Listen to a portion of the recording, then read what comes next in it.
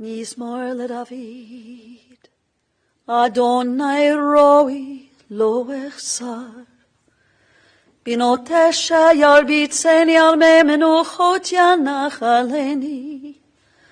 Nafshi yishovev, yanacheni v'magle tzedek lema'an shemo.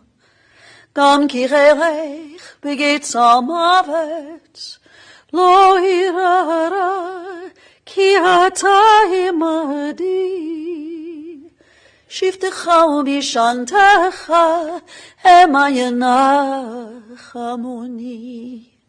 Taroch lefanai shulchan neged tzurirai. Tishanta v'shamen roshi kosi rivaya. Ach tov v'chesed yedifuni kol yamei chayai v'shaveti b'veit Adonai l'orech yamim. Friends, I've chanted for you the words of our 23rd Psalm. In these moments when we are in search of comfort and peace, shalom, we often turn to the psalmist. And so I invite you to recite these words with me as we say together, "The Lord is my shepherd, I shall not want. He maketh me to lie down in green pastures. He leadeth me beside the still waters. He restoreth my soul. He guideth me in straight paths for his name's sake. Yea, though I walk through the valley of the shadow of death, I will fear no evil, for thou art with me. Thy rod and thy staff, they comfort me. Thou preparest a table before me in the presence of mine enemies. Thou hast anointed my head with oil.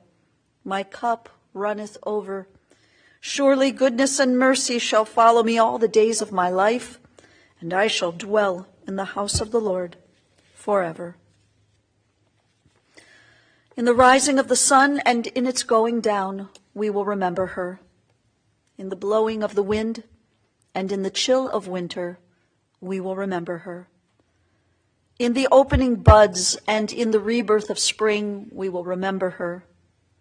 In the blueness of sky and in the warmth of summer, we will remember her. In the rustling of leaves and in the beauty of autumn, we will remember her. In the beginning of the year and when it ends, we will remember her. When we are weary and in need of strength, we will remember her. And when we are lost and sick at heart, we will remember her. When we have joys we yearn to share, we will remember her. So long as we live, she too will live, for she is now a part of us, as we remember Gertrude Weiner. To her children, Norton, Nina, Robert, and also to Lauren, Dennis, and Tara. To her grandchildren, Jamie, Scott, Jennifer, Alexis, and Stephanie. Also to Matt, Adam, and Andrew. And to her precious great-grandchildren, Shira, Orly, and Lila, and to all the members of the family, to friends who are able to join us today in person, and those who join us via the live stream. Our hearts are united today as we remember, but also celebrate, the amazing life of your beloved Gert. Our sages in their wisdom have taught us, birth is a beginning and death a destination, and life is a journey, from childhood to maturity, and from youth to age. From innocence to awareness and ignorance to knowing, from foolishness to discretion, and then perhaps to wisdom. From weakness to strength, or strength to weakness, and often back again. From health to sickness, and back we pray to health again. From offense to forgiveness, from loneliness to love, from joy to gratitude, from pain to compassion, and grief to understanding, from fear to faith, from defeat to defeat to defeat, until looking backward or ahead, we see that victory lies not at some high place along the way, but in having made the journey stage by stage, a sacred pilgrimage. Birth is a beginning and death a destination, and life is a journey, a sacred pilgrimage to life everlasting. Gert's journey of 103 years began here in Cleveland. She was born on December 1st, 1920, to her Austrian-Hungarian parents, Abel and Bertha Goldhammer. At the time of Gertrude's birth, World War I had ended just 2 years earlier, and President Woodrow Wilson was approaching the conclusion of his second term in office. Gert was the youngest of the 3 Goldhammer children. There were her older siblings, Leonard and Violet, both of blessed memory, as well as her 2 half-brothers, Harry and Morris, sons from her father's first marriage. And when baby Gert was just 1 year old, her father Abel died as a result of the Spanish flu epidemic. And how impactful to note that just 2 years ago, when she was just 101 years old, vaccinated Gert survived a bout with COVID. Gert survived the pandemic 100 years after her father died in the pandemic. Her mother, Bertha, remarried Jacob Saltzman, and Jacob had 3 children from his first marriage, Sidney, Dorothy, and Aaron. And the family made their home in the famed Glenville neighborhood.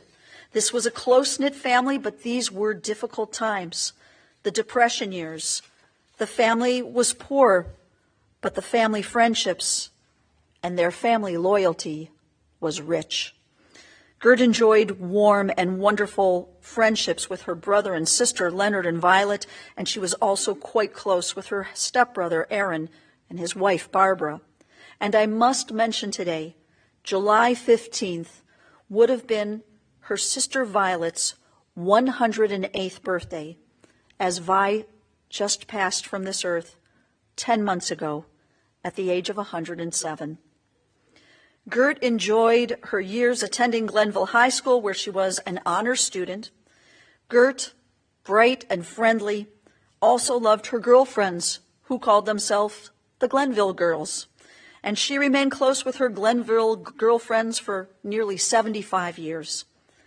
When Gert graduated high school in 1938, the family was unable to afford college, and so she went into the workforce in order to help support the family. Now, we're uncertain the exact date, but we believe sometime in 1939, Gert met David Weiner. A courtship began and love blossomed, and the two were married on December 21st, 1941, at the Jewish Center on East 105th, the front-runner to what would become Park Synagogue. During the war years, David worked for the government, and so he and Gert moved around to a few different cities, including Detroit. They made their way back to Cleveland, and in 1948, Nordy, you entered into the picture. Nina followed, and a few years later, Robert was born in 1954, completing this beautiful family portrait. The Weiner family made their home on Belvedere Boulevard in University Heights. Gert kept very busy tending to the needs of her children and their home, as David worked as an attorney and then a builder. And she also made time to earn her real estate license. And she worked for a while in real estate and also for several survey companies. After the children were grown, Gert and David moved from University Heights to Eastlake, where Gert thoroughly enjoyed living right on the edge of Lake Erie. Gert and David remained married for 58 years until the time of his passing. As a couple, their focus was always and primarily on family. You are what brought both of them their greatest joys. Your mom loved to play tennis, and she played into her 80s, remarkable. She loved gardening and literature, sewing and baking. It seems like she was quite the balabust. After your father's passing 24 years ago, your mom moved back to Beechwood, very close, just behind where Lauren and Nordy live. And in this moment in her life, when she could have maybe curled up in a dark corner, she pushed in the opposite direction. Your mom thrived. She was independent. She had lots of great friends, loved entertaining, loved to travel. She traveled with Vi and David to Israel. She traveled with her tennis friend, Louise, and they together went all over the world, to England and France, Russia, Sweden, to Indonesia, the Baltic Sea cruise. And Nordy, there was the moment when you delivered a speech for a group of physicians in Japan. Your mom went with you. And speaking of Nordy, in his neurology practice, for about 10 years, well into her 90s, your mom worked for you, Nordy, and she was known as the oldest employee at university hospitals because she worked until she was 98 years young. She would ride with you, Nordy, in the morning, and then she'd Uber back to Stone Gardens. She loved those daily rides that the two of you shared, not just going back and forth to work, but even after those years. I know you would go for drives together.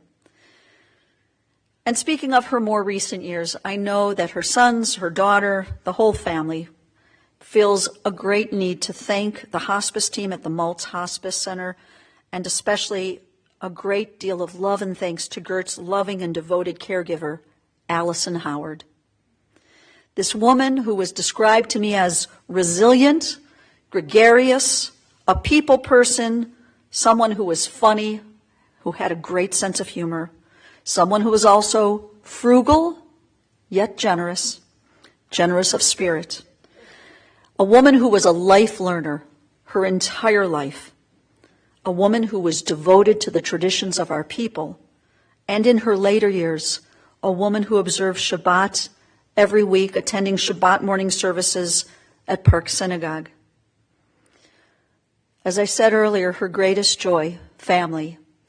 And if Gert were to wear a crown, the jewels in that crown would be represented by her grandchildren and her great-grandchildren. And we're going to hear from some of her grandchildren in a moment, but never forget that she truly adored you, and the pride that she had in all of you was immeasurable. We are taught that words which come from the heart enter directly to the heart. There are a number of members of the family who have words in their heart they wish to share with all of us today. So I'd first like to call on her son, Nordy.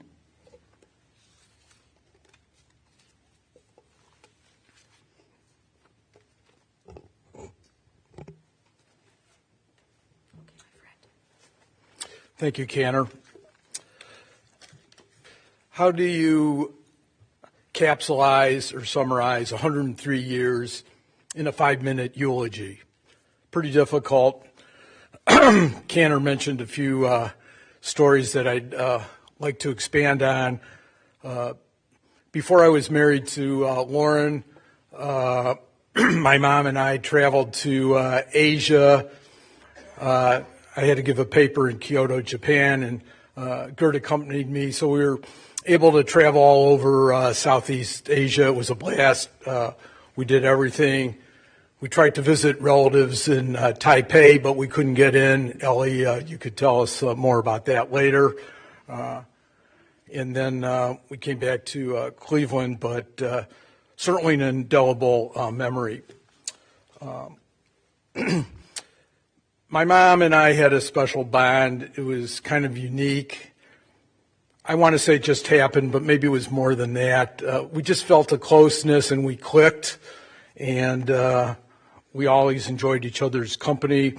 As Cantor mentioned, my mom worked for me at my neurology practice in Euclid.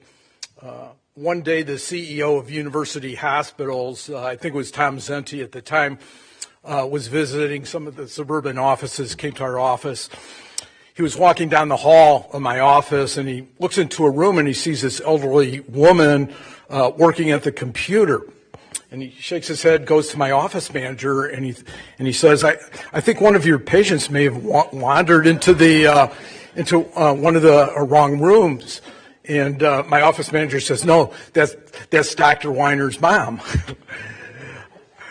And it was really nice afterwards. We took pictures together, et cetera. And she was the oldest employee at University Hospital. I know that because they had to pay into workers' comp. Fortunately, she did not have any industrial claims at that time.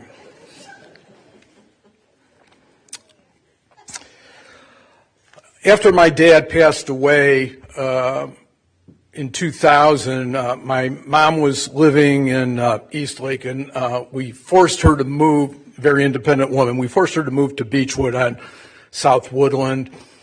And it was such a renaissance for her. She was close to our family. She got to be included, all the family events, everything with my kids growing up, school things, concerts, athletic events. Gert was there, and she loved it. And it was just special to have my mom there, being part of my family. It's a feeling that just is special. I'll give you one more work story. I remember I was driving to work on a snowy Cleveland morning, going from Beechwood to Euclid. My mom was still driving at the time, so I drove by her house, about a foot of snow on the ground. And Gert's outside her shoveling her driveway. So I'm yelling from my car, Gert, stay home. You get a snow day. You don't have to go to work today. But that explains her. She was dedicated. My patients loved her. She used to remind them of their appointments with me, and my patients always commented on what a great lady my mom was and how lucky I was to have her work for me. I want to take this time to thank Allison Howard, who's a caregiver to my mom the last few months. It was a great comfort to have her watch over Gert and being so devoted. But I would be very, very remiss if I didn't mention my wife. The mother-in-law, daughter-in-law relationship can be difficult at first, and I suppose it was a little bit. But over time, this relationship became a mother-daughter relationship with love and respect on both sides. Lauren was there for Gert unbelievably. She helped her at every turn. When my mom became ill, Lauren was just a huge help, source of support. It's something I'm going to be forever grateful to. That was also special. So now it's time to say goodbye. Gert, I'm glad you had 103 years, and I'm glad I was a part of it.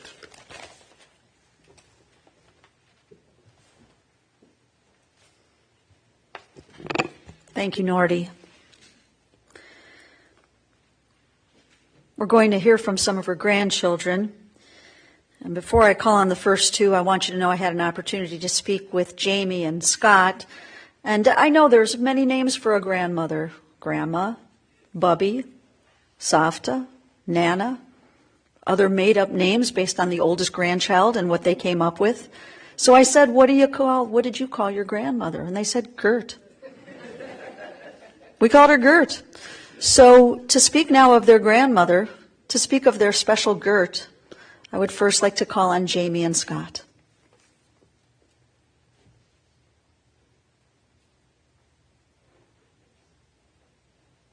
Okay, just come right out of there. Since you're different heights, you just adjust this for when it's your turn. Okay, just go this way. Okay, you're going first. Okay. Thank you for coming today. I'm so grateful to have had over 35 years with my grandma, and I know not many people can say that. I was so blessed to have my grandma Gert at so many milestone events in my life, from my band concerts, Cleveland Youth Wind Symphony performances at Severance Hall, to all my graduations, high school, college, and graduate school. And I'll always treasure the outings and memories we had together, from her showing me how to make a dress when I was in first grade, to our outings to see the old arcade building downtown, trips to the art museum, and more. I remember how excited she'd get when I called her from college to let her know how I was doing. I remember when I joined my sorority, she sent me a letter congratulating me on joining Alpha blank blank, and then went on to write, "It's all Greek to me." One thing that was clear about Gert was her thriftiness, as has been said. She saved everything, froze all her leftovers, but even so, one thing that stands out in my memories of all our meals together was how much she wanted to share with her loved ones. Whenever there was a large plate of food in front of her, she would say it was too much and try to get us to eat some of it. I remember once having to tell her several times that no, I did not want to try her chopped liver sandwich. Just 2 days ago, I had a reminder of Gert that was so her, it made me laugh. I decided to make a batch of her famous coconut bars for the Shiva, and her recipe specifically called for Jiffy brand yellow cake mix. I went to 1 Heinen's and 2 Giant Eagle stores looking for this stuff with no luck. So I thought to myself, where would my grandma Gert go if she needed some groceries? Mark's. Sure enough, I walk into Mark's, there's a full shelf of Jiffy yellow cake mix. Whenever I saw Gert, she would always ask how my work was going at Cleveland Clinic, and would always ask me 2 questions. Did I enjoy it, and did they pay me? I assured her that yes, I did enjoy it, and yes, they paid me. I can't talk about Gert without talking about the special relationship she had with my dad. When she lived on South Woodland, 1 street over from our house, my dad would walk through the backyards to visit her every day, or drive if it was too cold. She loved going to work in his office through her late 90s, even when she moved to Stone Gardens. Once she stopped going to work, my dad began taking her on car rides every single day. It was her favorite thing. In the last few years, she liked to sleep a lot, and it was often a challenge for one of us to convince her to get out of bed for a visit at Stone Gardens. But if we said Nordy was here to take her on a drive, she immediately sat up and was ready to go. COVID was hard, but my dad still came to visit every day. He wasn't allowed in the building, so he would walk around the building to talk to her through the window of her apartment, summer and winter. They were so close, and it was special to me to see what an amazing son he was to her. Grandma Gert, I will always treasure the memories we have together. I love you.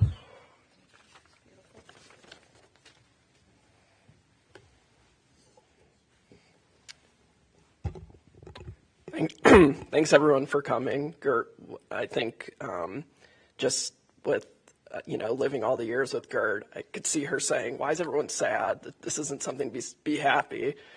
She's been around 103 years and lived such a wonderful life.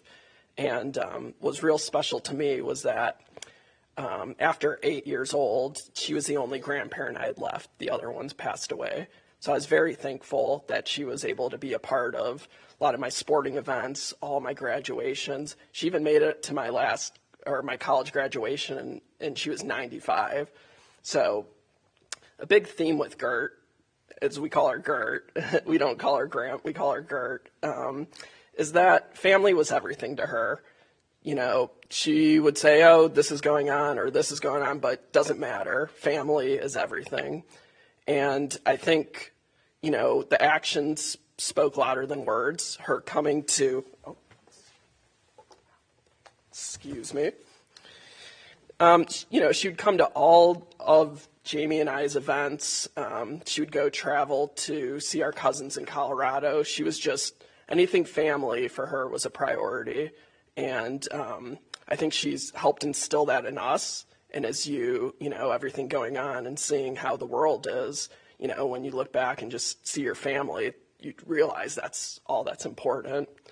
And it's interesting, when she moved to South Woodland, it was so close to us, and I could just walk from our backyard to visit her. And it was real nice because, I wouldn't have to get driven like 30 minutes away to go see her. So this was very good for me. And what was a big part of Gert was gardening. She was all big on what she was working on, what she was planning to do. She loved to garden. And I think that was a really big part for her. And I've actually coincidentally enough, started a little bit on my balcony trying some plants. And it seems like that love for gardening may have passed on to me. It's not a love yet, but just trying to get into it. And the last thing I'll say is what was interesting with Gertrude, she always had a good attitude too, even if maybe I didn't. There were times where she would babysit me, and I was maybe in high school, but I think the reasoning was more so for my parents didn't want me to do anything in poor manner. So we'd play Scrabble, and I think that was a really good bonding activity. She loved to read, and her mind was very sharp. So I think playing Scrabble was a good fit for us, and I enjoyed it. Even though I was in high school and having a babysitter, I still enjoyed those moments. And I'm real thankful that Gert was around for, a great part of my life. And I'll always be thankful for that and the values of family that she instilled in us. And Gert, thanks for everything.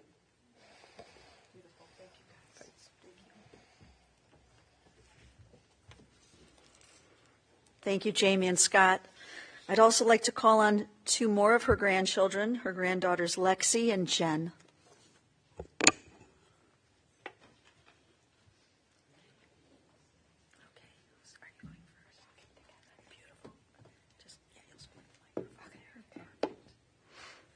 Hi, everyone. My name is Lexi. And I'm Jen. And we are two of Gert's granddaughters. We're the children of Robert, her youngest.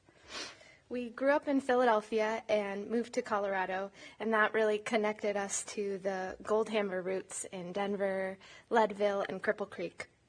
Gert took the plane to fly out to visit us, even in her late 90s. Yep, she was always there for us and came to visit us in Philadelphia and in Colorado a lot. And I just wanted to say that I appreciated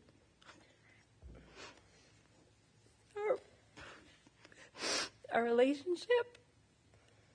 It was really special. We had a special bond throughout the years, and I just wanted to share some memories. So Jamie mentioned the coconut squares, and every time she came to visit us, she would bring her coconut squares, she would bring her jelly cookies, and sometimes we would get her lemon bars and her arugula if we were lucky. She brought us a lot of tchotchkes. She loved tchotchkes. And my favorite one, which I keep actually in my nightstand, this is kind of funny. It's like a little coin purse, and it's got pink and purple polka dots on it. Probably she paid like 50 cents for it. You know how she was very frugal, and she always liked a good deal. And so I keep it in my nightstand, and it makes me think of her. And I think the way that we connected the most was around politics and current events, and whether we were talking on the phone or in person. We always had really good conversations. I remember talking about the 2016 election and Trump, and we had a lot of fun, lively conversations. And Jen. Yeah. So Scott mentioned that Gert loved gardening, and I don't know if she passed it on to you, but she passed it on to me for sure. And we shared this love for indoor plants, outdoor plants, poisonous plants. She gave me some cuttings of her plants, and those are the hardiest, most resilient plants that I have at home, especially the jade plant, which was that huge jade plant that she had right by her front door. So it is going strong. And I even have an African violet. I think she told me it was this plant or the jade that she found the cutting on the floor of a hardware store, I don't know, like 60 years ago, and that's the plant that she kept going. So I have that, and they're very alive. I loved hearing about Grandma's adventures, her travels, the new books she was reading, and we talked a lot about her past, and we would go through her photo books all the time, I remember, and everything she meticulously wrote on the back, every detail of the photo, the year, the people. She was really good at that. And last year it was really special to introduce her to my daughter, Lila. She really adored her, and we started calling her Triple G, Great Grandma Gert, also Gertrude Geraldine Goldhammer. So that, but I just, I wanted to say that, Grandma, I love you, and I really will cherish the memories that we had together. It was really special through the years. You were kind, so very kind, fiercely loyal to your family, which everyone is saying family was number one. So resilient and engaged in life. We love you and we'll miss you.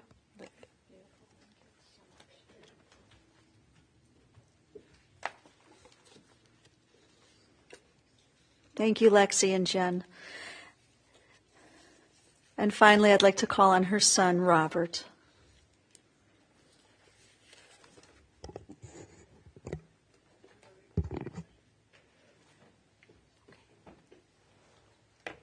Wow, that was special, everyone, really special.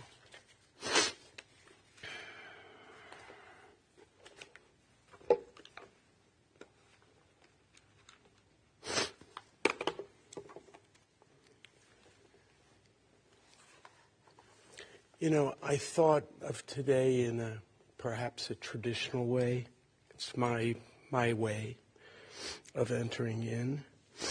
And at a death, how do you give kavod? You know, how do you give honor to someone, to Gert, to my mom, to my dear mother, to all mothers? You do a zechor, you remember. And then I think I wanted to do a midrash in honor of her, just a short one. So you ponder, you reflect, and you stay in the space. You just stay in the moment until something touches you in your heart. And so this is from Avot, Pirkei Avot, it's a Mishnah, 5th chapter. As I was pondering it, it's Avot, fathers. But the word came to me, it's the imahot, it's the mothers. It's the word of the mothers. So in this Mishnah it begins, this is in the 5th chapter, 16th verse. Kol ahava shehi tluya v'davar. All love that she is suspended or hung in things doesn't go on. Wow. Love, she, is the feminine. And I thought, this is what Gert's about. Ahava, about love. But how can I convey it? You know, you're giving examples from life, your experience. And I thought perhaps I would share 3 images, that's how my mind is. I see it. First began in 3rd or 4th grade. So this is the picture. I'm crying, coming home from school. I'm 8 or 9, 3rd, 4th grade. It was tough years for me. And I come into the house, and she says, sit down on the couch. So I'm sitting next to her, and she comes in close, gives me a kiss, holds me, brings the milk and cookies. And what did we do? We talked. She knew, I guess, I was a talker. We talked it out. And I felt better. That's my first picture. So I'm 8 or 9, 62. Gert is 42. You know, she was 42 now. She's got to be older. But anyways, 40s. I'm going to give you the last memory because I'm not sure which one I want to share with the first one. She's 102. I'm coming and I'm visiting her. I come into Stone Gardens, and I sneak up on her, and she looks at me. First, she doesn't quite know who I am, and then immediately she screams out, "Bob!" Starts to smile, and I said, "It's your baby." And I sat on her lap and looked at her, and we looked at each other and held each other and cried. So I left Cleveland. This is the third memory, and then I'm done. Left Cleveland after high school, educated in Ohio, and after medical school to Philadelphia for 30 years, Boulder, Colorado for 15 years we've lived. So all my kids grew up in Philadelphia. Gert started visiting very regularly. I had some health problems. I couldn't come back to Cleveland, 55. I'll be 70 this year, just a little background. And so she came frequently. I would pick her up at the airport, and she'd come and visit. It was special. As Nordy was saying, I really appreciated what you said. And it's so interesting about love. You know, a mother who her oldest son can say special bond in the love. I know my sister, who wasn't here today. She has her own health challenges. Mom would talk to Nina every day on the phone, and they'd visit weekly. She would drive to see her. There was a special bond. And me too, you know, just to know the love. And this is really about love, the third memory. It's about her coming and the love we experienced together, the tapestry of beautiful colors, and it's very hard to describe being close. And Nordy described it in his own way, and Nina would if she could say it, and the grandchildren, all of you, it was beautiful. But it's like art to me, you know. It's like beauty. This is beauty. It's goodness. It's tov me'od. It's yofi. It's like wonderful. And our tradition, these words are express sort of part of it.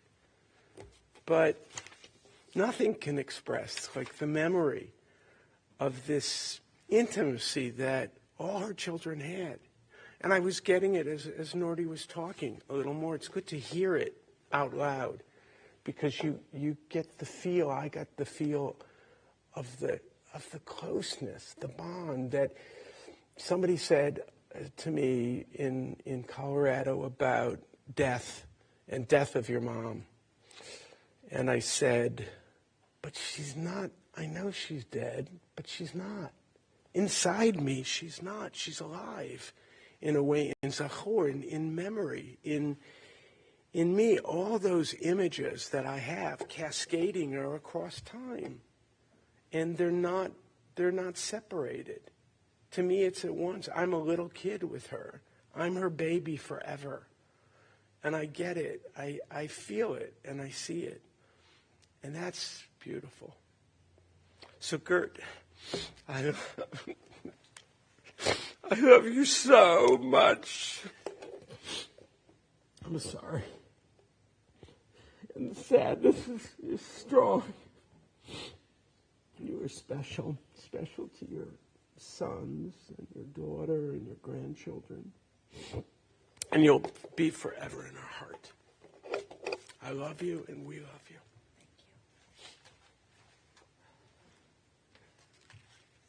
Thank you, Robert. Friends, at this time, as you're able, I invite you to rise for our memorial prayer, El Malei Rachamim.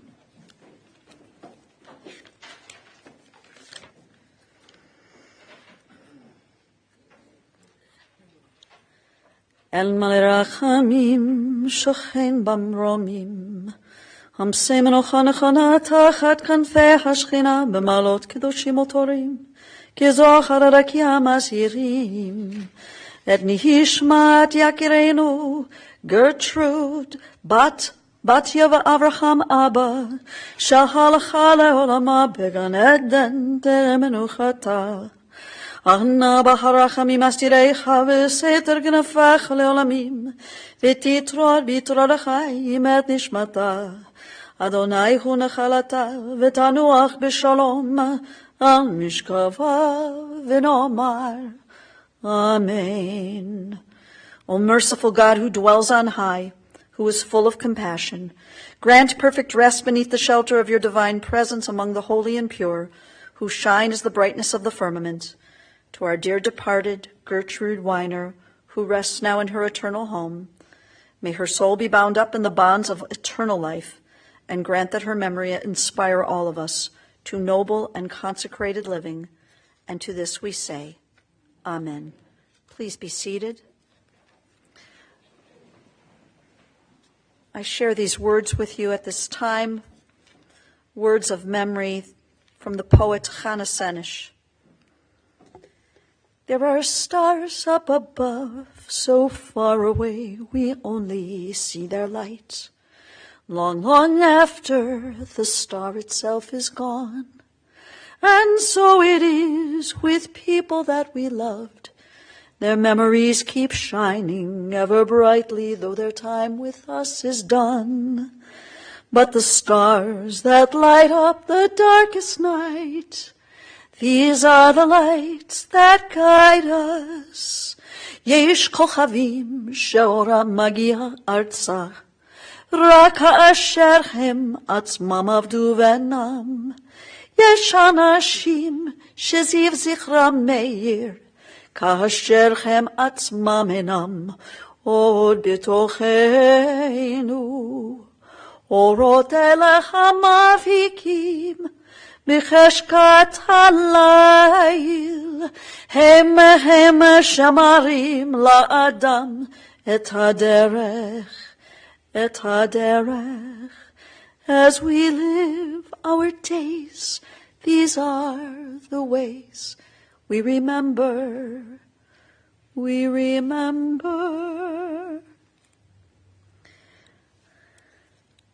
Following internment at Zion Memorial Cemetery, the family will receive visitors at the building that was formerly known as the Temple Tifereth Israel, and now for the past 2 weeks has now been renamed as a new Congregation Mishkan Or, that is at 26,000 Shaker Boulevard.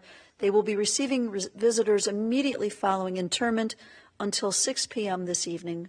And friends, anyone who is wishing to make a contribution in memory of Gert, the family has suggested that you might consider the American Magen David Adam. On behalf of the entire family, we thank you for your love and support on this sad but important day.